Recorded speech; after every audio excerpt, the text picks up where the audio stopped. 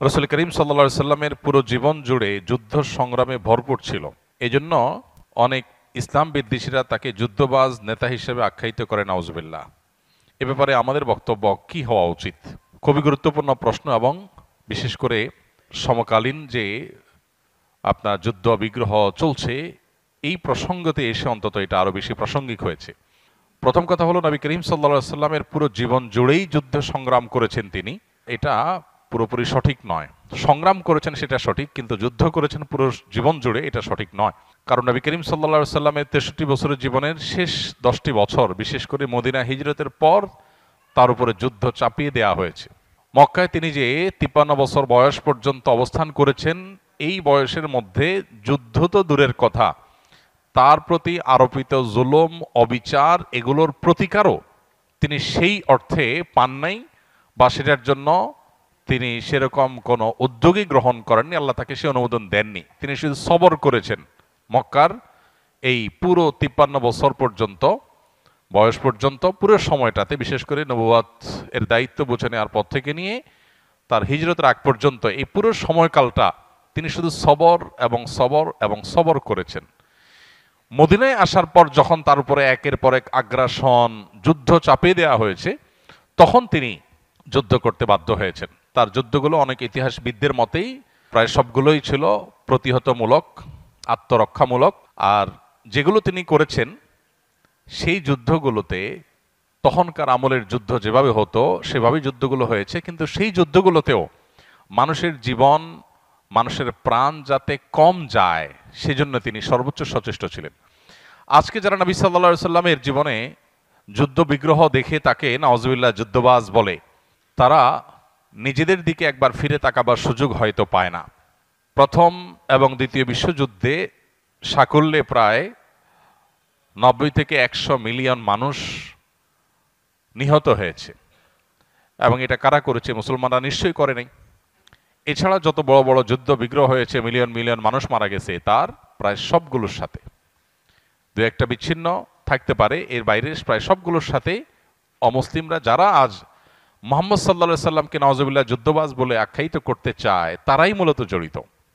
যাদের একটা বোমার আঘাতে এখন শত শত হাজার হাজার নিরস্ত্র সাধারণ বেসামরিক মানুষ পিষ্ট হয়ে যাচ্ছে, তারা কি জানে যে মুহাম্মদ সাল্লাল্লাহু আলাইহি সাল্লামের জীবনের 27টি যুদ্ধে অংশগ্রহণ করেছেন নিজে? এর মধ্যে সব যুদ্ধ মিলিয়ে সাকুল্যে উভয় পক্ষের, শুধু নিজের না, উভয় পক্ষের মোট 400 মানুষ মাত্র মারা গেছে।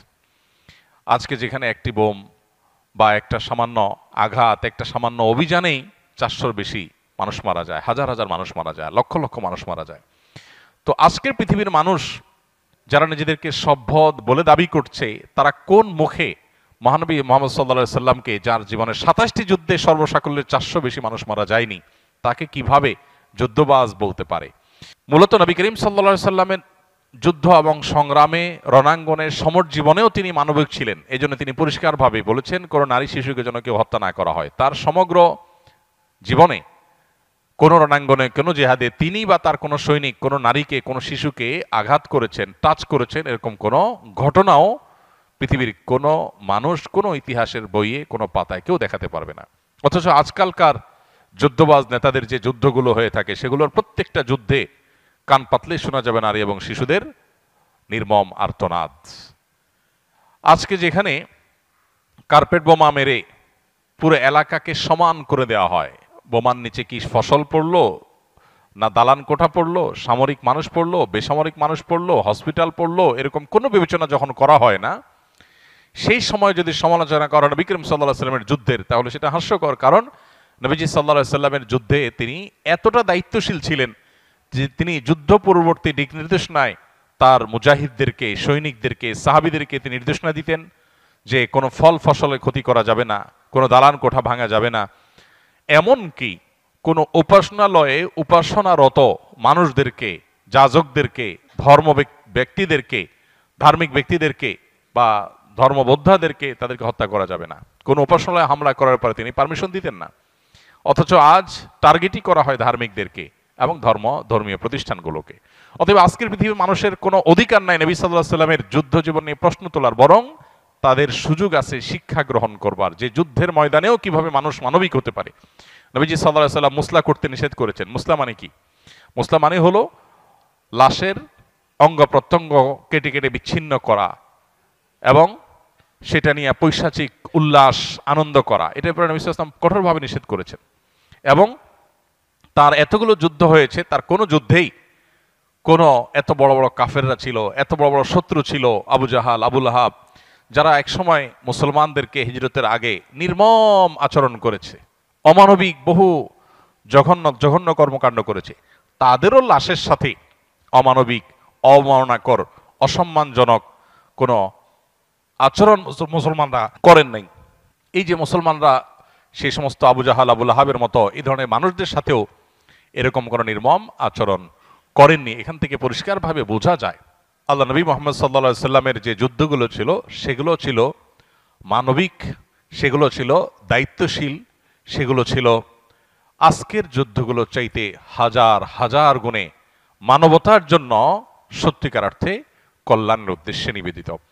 নবী করিম সাল্লাল্লাহু আলাইহি সাল্লামের যুদ্ধগুলো আজকের জীবনের যে সমস্ত যুদ্ধগুলো, আজকের পৃথিবীতে যে সমস্ত যুদ্ধগুলো পরিচালিত হয় এগুলোর মতো ছিল না। এগুলো হয়ে থাকে সাম্রাজ্যবাদ প্রতিষ্ঠা করার জন্য, কর্তৃত্ববাদ প্রতিষ্ঠা করার জন্য, খবরদারি প্রতিষ্ঠা করার জন্য, জমি দখলের জন্য, দেশ দখলের জন্য। নবী সাল্লাল্লাহু আলাইহি সাল্লামের যুদ্ধগুলো ছিল হলো আত্মরক্ষার জন্য, জুলুমকে নিপাত করবার জন্য, তিনি নিজের সাম্রাজ্যকে বিস্তার করবার জন্য যুদ্ধে সংগ্রামে লিপ্ত হন নাই। অতএব তার যুদ্ধ এবং এখনকার যুদ্ধগুলোর ভিতরে আকাশ এবং পাতাল তফাত। যারা তাকে সমালোচনা করে হয় তার সম্পর্কে ভালো জানে না, নথবা তারা নিছকই তাদের বিশ্বাসগত যে অন্ধত্ব আছে সেই জায়গা থেকে তারা সমালোচনা করে।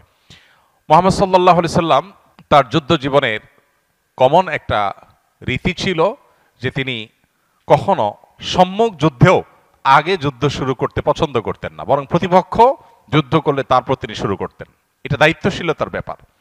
ঠিক একইভাবে নবী করিম সাল্লাল্লাহু আলাইহি সাল্লাম সচরাচর প্রত্যেকটা যুদ্ধক্ষেত্রেই তার সাহাবীদেরকে নির্দেশনা দিতেন যে তোমরা যুদ্ধ শুরু করার আগে শেষবারের মতো হলেও শত্রুপক্ষকে আহ্বান করবে শান্তির এবং নিরাপত্তার পথে আসার জন্য। তারা যদি মানে তো ভালো, যদি তারপরও তারা ডিনাই করে তাহলে চূড়ান্তভাবে তোমরা যুদ্ধে লিপ্ত হবে। এতগুলো লেয়ার, এতগুলো ব্যারিয়ার পার করে তারপরে যুদ্ধে লিপ্ত হলেও সেখানে যাতে কোনো অমানবিক আচরণ করা না হয় সেই ব্যাপারে তিনি সর্বোচ্চ সচেতন ছিলেন। আজকের পৃথিবী, পরিবেশ, নারী এবং শিশু, এই তিনটা বিষয়ে খুব কনসার্ন। আমাদের মনে হয় যে আজকের পৃথিবী মানব ইতিহাসের সবচাইতে পরিবেশ সচেতন পৃথিবী, সবচাইতে মানবতাবাদী পৃথিবী, সবচেয়ে নারী অধিকার ব্যাপারে সচেতন পৃথিবী, অথচ যুদ্ধ বিগ্রহে পরিবেশের বিপর্যয়, এক একটা বোমার কারণে যেই পরিমাণ পরিবেশ বিপর্যয় হয়, যে পরিমাণ ক্ষয়ক্ষতি হয় ফল ফসলের এবং পরিবেশের, সেটা আমাদের কারোরই আর বোঝার বা জানার বাকি নেই। আর নারী শিশু নির্বিশেষে বেসামরিক মানুষ যেভাবে খুন করা হয় আজকালকার বোমা হামলার মাধ্যমে, তারও কোনো ইয়ত্তা নেই, আমরা সবাই কম বেশি এটা জানি। অথচ নবী করিম সাল্লাল্লাহু আলাইহি সাল্লামের সময়কার যুদ্ধে এর কোনোটি কিন্তু হতো না এবং দায়িত্বশীলতার সাথে এগুলোকে এড়িয়ে যাওয়া হতো। আমরা নবী সাল্লাল্লাহু আলাইহি সাল্লামের যুদ্ধগুলোর দিকে তাকালে দেখতে পাই তিনি কি আসলে যুদ্ধ করার জন্য লালায়িত ছিলেন নাকি যুদ্ধ তার উপরে চাপিয়ে দেওয়া হয়েছে। আমরা দেখি তার জীবনে মেইন যুদ্ধ যেগুলো ছিল, বদর, ওহুদ, খন্দক, সবচেয়ে প্রসিদ্ধ যে তিনটা যুদ্ধ, এই যুদ্ধগুলো আমরা দেখি হয় মদিনার মধ্যেই একেবারে মদিনার উপকণ্ঠে, আর না হলে মদিনার অদূরে যুদ্ধগুলো হয়েছে। তার মানে যুদ্ধ করতে তারা দূরে গিয়েছেন এই ঘটনা ঘটেছে জীবনে 1-2 বার, আর বেশিরভাগ ক্ষেত্রে তাদের উপরে চাপিয়ে দেওয়া হয়েছে। খন্দকের সময় কি হয়েছে, মক্কা থেকে মুশরিকরা এসে মদিনাকে দখল